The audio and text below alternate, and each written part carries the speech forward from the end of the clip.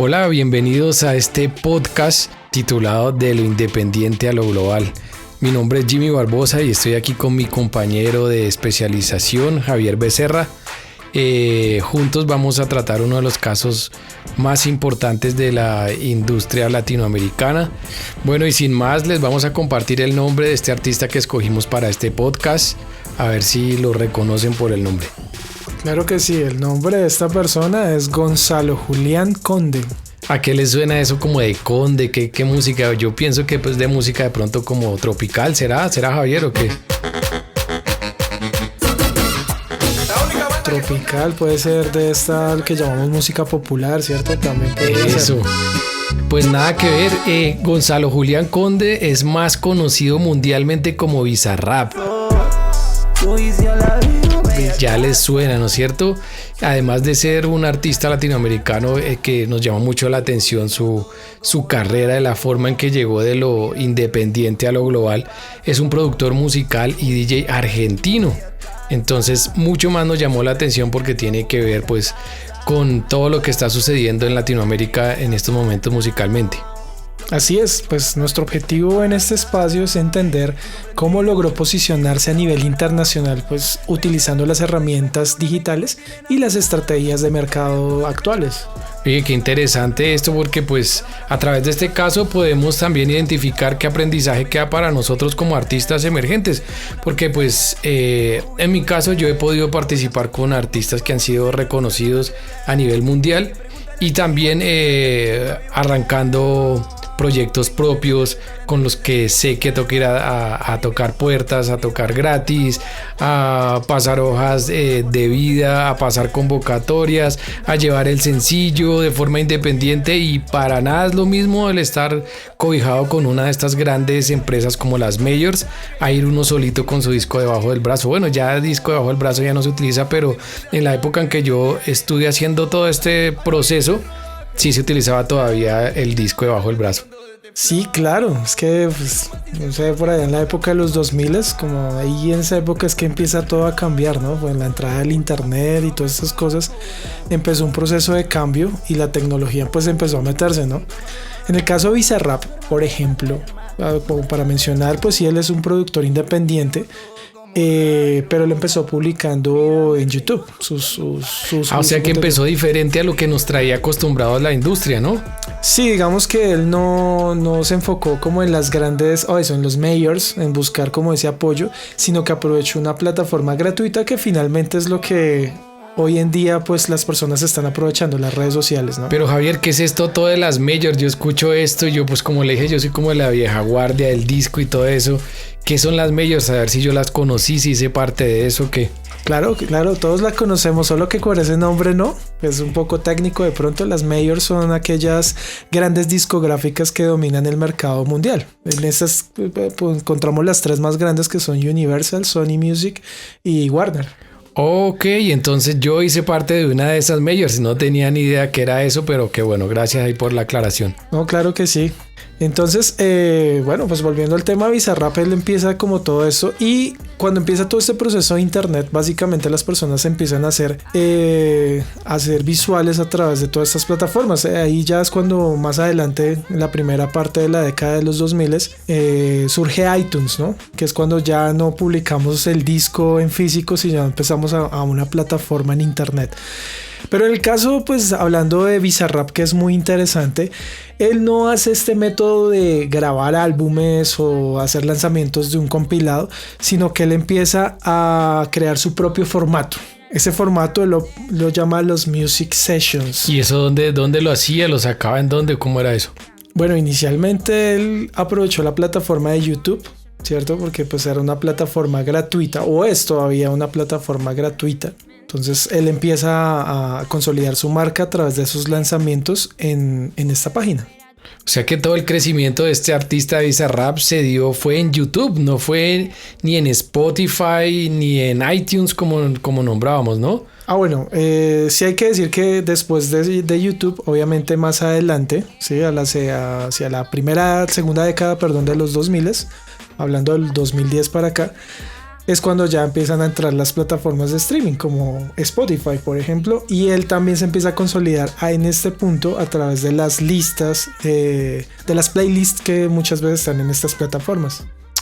O sea, vemos como un artista independiente hace uso de lo que llamamos nosotros la democratización de las plataformas o redes digitales, y hace uso de esto para surgir. Esto es bien importante porque, como estamos hablando de las majors, él arranca independiente. Él empieza a utilizar todas las plataformas que se empiezan a crear y empiezan a crear visibilidad para los artistas. Es bien interesante este punto.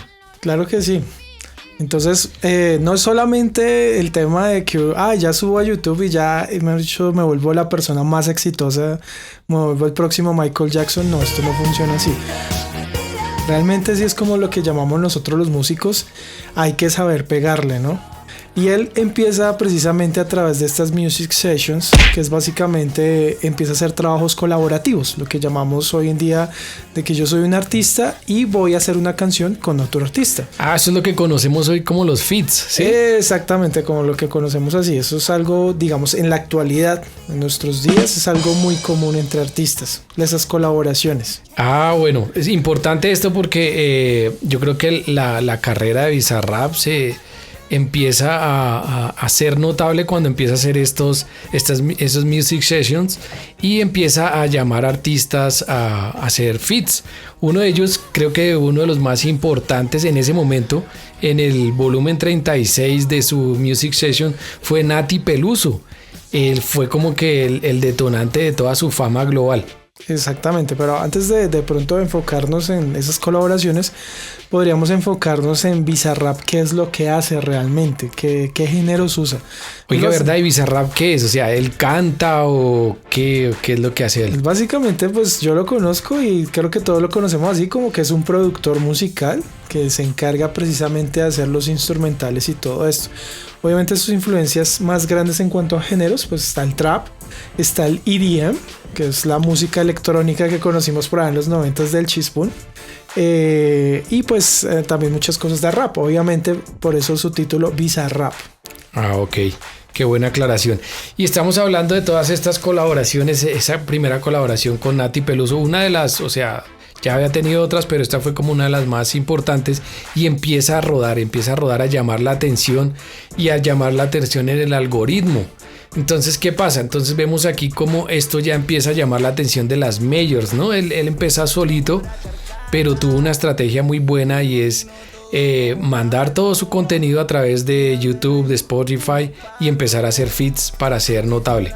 Exactamente, entonces para hablar de la importancia, ¿no? Es una persona que tiende a ser parte de las tendencias globales. En este caso, cuando hizo la colaboración con Nati Peluso, pues si escuchamos la canción, a continuación vamos a escucharla, ahí vamos a notar que es una influencia del trap, es una canción muy del trap.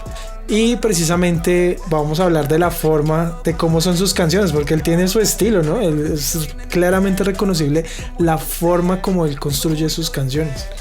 Claro, es que si uno escucha esta primera canción con Nati Peluso y después escucha la tercera, una de las colaboraciones más importantes, que ya fue con una artista colombiana, se va a ver identificado con los sonidos que utiliza, con el ritmo. Entonces ya puede uno identificar, a pesar de que no es un cantante, sino que es un productor, identifica su trabajo muy fácilmente.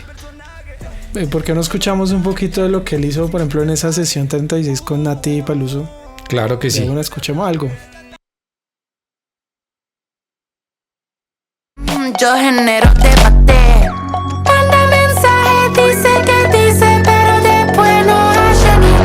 Cuando me escribe suena valiente, pero de frente no dice ni. Manda mensaje, dice que dice, pero después no hace ni. Su trabajo, vemos como el posicionamiento de él como marca funciona diferente al de los demás artistas, porque él es el productor en este caso y es la figura principal, y el productor siempre lo hemos visto, nunca lo hemos visto, es mejor, siempre está oculto, pero aquí aparece como principal, y eso es bien importante, que vemos aquí ese posicionamiento de marca donde nos muestra cómo las cosas están cambiando y cómo pueden cambiar, y desde una forma independiente hasta llegar a una forma global. Oiga, Javier, esto suena todo muy bonito, pero venga, y uno como independiente, ¿cómo recauda el dinero sin tener una major? ¿Cómo hace eso? Bueno, pues hay muchas maneras hoy en día, ¿no? Pues obviamente ya no está la venta de discos, que era una industria muy fuerte. Pero bueno, analizando el tema de Bizarrap, por ejemplo, sí podemos decir que, por ejemplo, uno de los factores donde él recibe esas regalías es a través del publishing. Ah, publishing, ¿y qué es eso? Bueno, el publishing es, para que se entienda, básicamente son los derechos o la recaudación por derechos de reproducción. En este caso no reproducción de un disco o algo así, sino en los conciertos. ¿Sí? Básicamente cuando una canción se puede tocar en un concierto en vivo, estas cosas, el artista recibe dinero pues de esa reproducción que hubo en vivo. De sus composiciones y todo eso. Qué bueno. Exactamente, qué bueno. entonces es algo que hace mucho Bizarrap, ¿no? Obviamente por eso también es el tema de la colaboración. O sea que el streaming, no sé, bueno, el maestro nos explicaba la vez pasada cuando hay unas plataformas que pagan mucho mejor que otras, pero en realidad no es mucho el dinero, hay que ser muy viral para poder recoger dinero de ahí, o sea que el streaming es más como una vitrina que como un ingreso principal, ¿no es cierto? Exactamente, pues algunos lo pueden llegar a usar, pero ya serían artistas demasiado reconocidos. Hablando de Spotify, por ejemplo, las ganancias son de $0.005 por cada vez que se reproduzca una canción. O sea, habría que reproducir millones de veces como para ver algo. Claro, pero este artista sí tiene millones de reproducciones, ¿no es cierto? Claro, él también, pero digamos que su mercado no lo va a enfocar en el streaming, porque también puede darse un tema, lo viral, va a pasar con lo viral, que va a explotar en un momento, pero al pasado el tiempo se va a caer ese tipo de reproducciones, no se va a mantener como de pronto sí son las reproducciones de los artistas antes de los 2000. Qué bueno saber esto. Pero Jimmy, hablemos de algo que se nos está pasando. ¿Qué se nos pasa con Bizarrap? La sesión 53. Uy, claro que sí, tiene que ver con Colombia. Con Colombia, babá, y con Shakira. ¿Qué pasó con esa sesión? Yo sí vi que Shakira como que venía de un escándalo, no un escándalo, como que algo pasó en su vida personal y vino y justo cayó en el momento justo con este artista. Sí, claro, aquí es donde tenemos que es la estrategia de mercado, una de las más increíbles e impresionantes que ha habido en toda esta época, ¿no? Fue algo que fue demasiado viral, que fue tendencia mundial, no solo fue tendencia España, que fue donde en ese momento estaba Shakira, sino fue tendencia mundial. No sé si has escuchado esta canción, ¿no? Es que mi cantante sí, soy. sí. Eso. Claro que sí, claro. Uy, claro, ya me acuerdo de esa colaboración, está espectacular. Y esto, aquí vemos el ejemplo de cómo un artista independiente puede llegar a hacer un feat con un artista que viene con todas las majors, las que usted quiera. Y cómo esto hace que su carrera coja una fuerza impresionante. Esa es la fusión de estas dos vertientes, la independiente y las majors. Y no solo esto, sino que aparte de esas majors que están en la industria musical, se nombraron otras cosas en esa canción. ¿Qué fue lo que pasó ahí, Javier? Uy, sí, eso fue un tema de marketing impresionante. Pues para los que de pronto no lo recuerdan, en la canción, en la letra, esta que fue dedicada a Piqué, ahí se mencionan 4 marcas, ¿no? 4 marcas muy reconocidas por nosotros: Casio, Twingo, y por el otro lado menciona a Rolex y a Ferrari. Ok, tremendo. Yo recuerdo la cantidad de memes que salieron de eso. Además de que la canción fue viral por estar Shakira ahí en ese momento que estaba pasando de su vida. Empiezan también los memes de Casio, de Twingo, empieza todo eso. O sea, fue un empuje inmenso de un artista independiente. Y es como a través de esta industria musical se empieza a generar marketing con cosas que de pronto no tengan que ver con la industria musical, porque estamos hablando de marcas de relojes y marcas de automóviles, y básicamente como metafóricamente se mete esto, pero se tuvo que aprovechar precisamente por las marcas. Yo recuerdo mucho precisamente esos memes de Casio y todas estas cosas. Casio aprovechó ese momento y dijo: y aquí es nuestro impulso, y cómo se pegan de una canción. Es que, Jimmy, fue impresionante ese fenómeno de que en 24 horas después de lanzada la canción ya tenía 33 millones de reproducciones en YouTube. O sea, es una cosa que, pues, no sé, cualquier artista de pronto independiente en la vida va a tener esos números. Y eso sigue creciendo, ya pasó de los 600 millones de visitas, ¿no? O sea, sigue todavía estando ahí en tendencia. Bueno, en tendencia en este momento no, pero sigue ya como generando expectativa. Mucha gente va a solo por... Se encuentra con Bizarrap, con un nuevo artista y van a la canción de Shakira porque de una vez el algoritmo lo redireccionan allá. Y aquí pues yo voy a tomar una frase, perdón, de un productor que se llama El Chombo.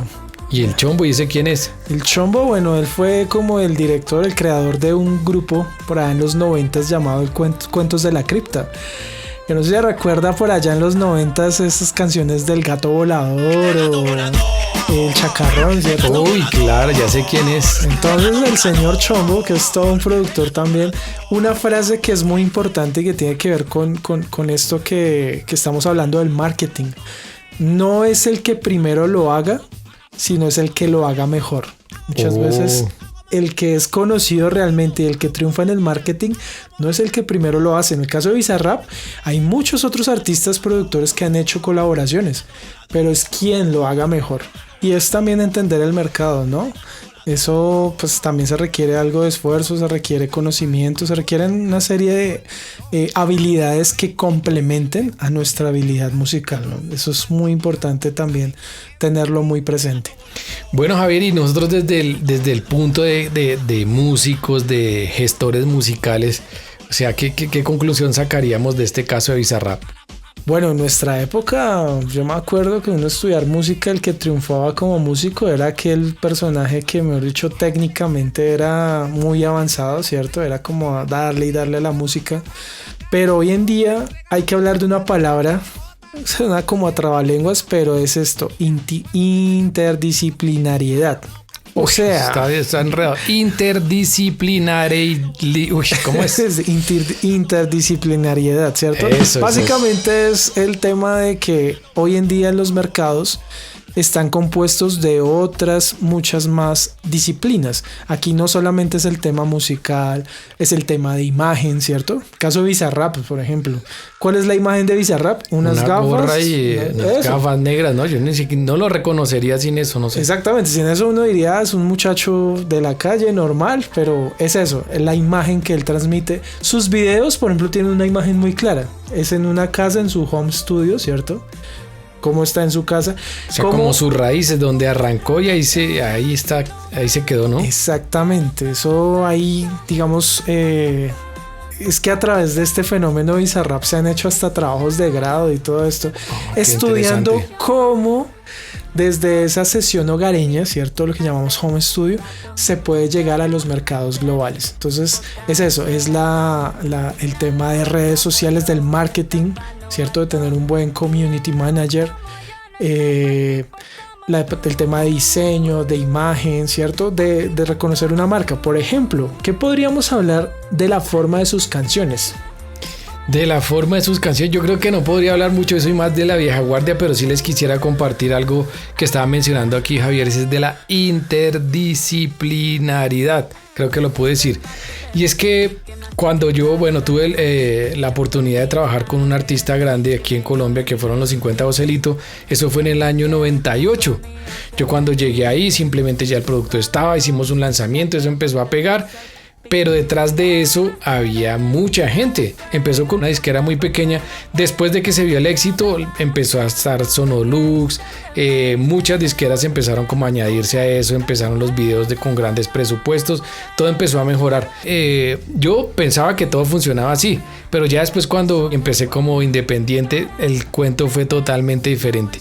Llegar con su disco, así como les comenté anteriormente, debajo del brazo, ver quién le paraba bolas, ir a hacer audiciones, no es lo mismo. No es lo mismo estar con una gran disquera a llegar uno como independiente y mostrar su producto, que por más que la gente dijera es muy bueno, si no tenía la visualización no pasaba nada.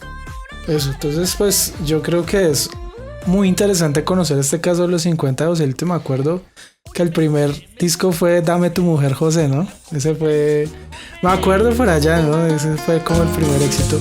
Pero es verdad, hoy en día se nos está dando la oportunidad a través de la tecnología Oiga, qué buena sesión esta, nuestra primera sesión, nuestro primer podcast. Y bueno, finalmente este ejercicio que hicimos hoy con mi compañero Javier nos permitió comprender que la industria musical en realidad actúa de una manera diferente. Es como una visión integral donde lo creativo y lo empresarial están directamente conectados. Lo que hablaba de esa palabra interdisciplinariedad. Eso. Eso Sí, era se necesita no solamente ser un buen músico, sino también ser buen productor, buen diseñador, buena imagen. Hay que trabajar en todas estas áreas para poder entrar en esos mercados. Claro, y el producto artístico, ya lo vemos, es como un activo global que sea capaz de generar valor en múltiples canales y territorios. Muchas gracias, nos vemos en el siguiente episodio. Vale, muchas gracias, adiós.